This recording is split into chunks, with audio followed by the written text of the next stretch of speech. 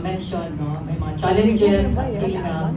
But we assure the members, no, padayon jud ang serbisyo ng PhilHealth. No? That's our battle cry, no. Padayon jud, no. Wala ay dapat mawagtang. And we continue our services. May mga issues on bankruptcy, funding, no. You know what, sir? Dugay na kami sa PhilHealth, mga issues ni kami, mga past issues po. But still, no, naa ang PhilHealth. We will be celebrating actually our 30th anniversary this Friday.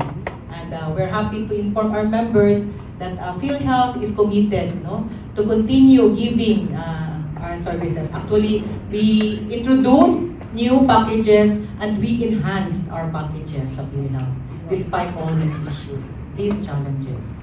So, kana lang sa commitment namin. Defunding, yeah, they defunded PhilHealth, no. So again, the same, no, same answer with the bankruptcy issue. We continue with our services.